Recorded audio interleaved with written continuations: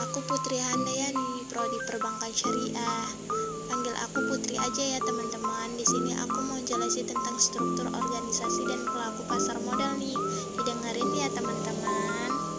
Jadi judulnya itu struktur organisasi dan pelaku pasar modal. Di struktur organisasi ini terbagi menjadi 3. Yang pertama pengawas pasar modal, Bursa Efek Indonesia, dan perusahaan efek.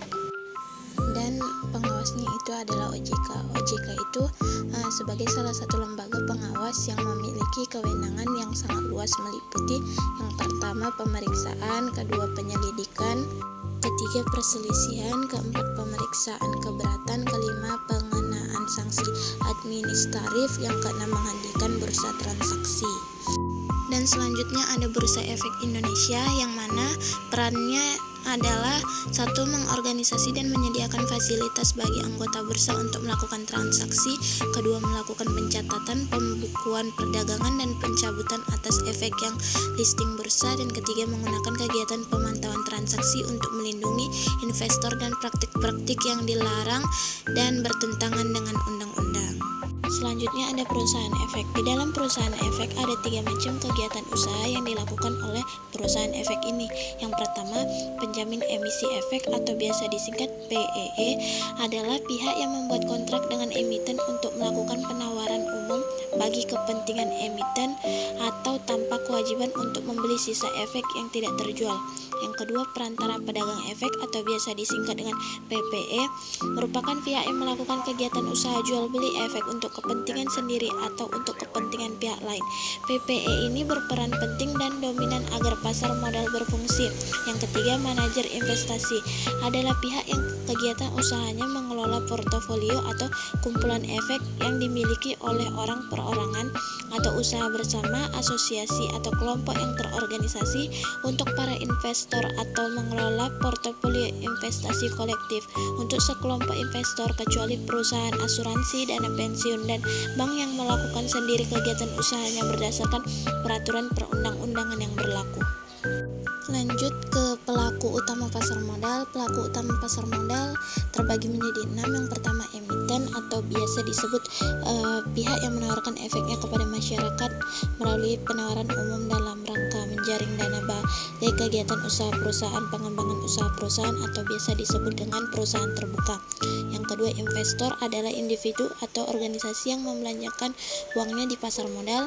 Ketiga, penjamin emisi atau perusahaan yang menjadi penanggung jawab atas terjualnya efek emiten kepada investor. Yang keempat, pialang atau perantara perdagangan atau broker yang berperan sebagai perantara antara emiten dengan investor dalam hal jual beli efek di pasar modal.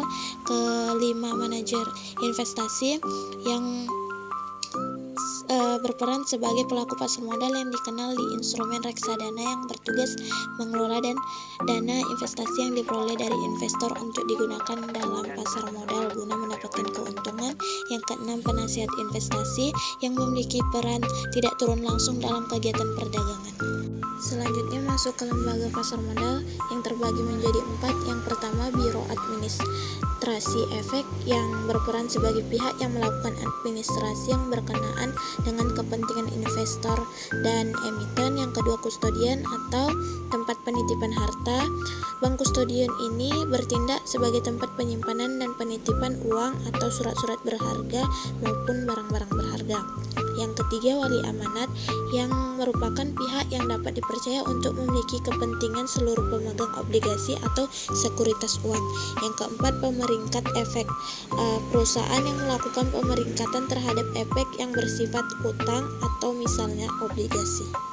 Dan yang terakhir ada profesi penunjang pasar modal yang terdiri dari 4 macam. Yang pertama, akuntan publik yang mempunyai tugas utama untuk melaksanakan audit atas laporan keuangan emiten menurut standar audit yang ditetapkan oleh Ikatan Akuntansi Indonesia. Yang kedua, konsultan hukum yang berperan dalam pasar modal memberikan dimensi keterbukaan atau keadilan, ketertiban, serta kepastian hukum. Yang ketiga, penilai yang mempunyai fungsi melakukan kegiatan penilaian terhadap kekayaan yang dimiliki oleh perusahaan yang akan go public.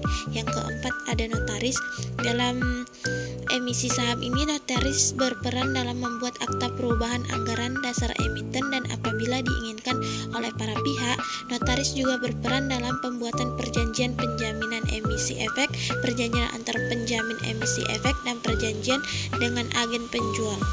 Nah, terima kasih ya teman-teman sudah mau menonton video saya. Senang bertemu dengan kalian semua. Bye-bye.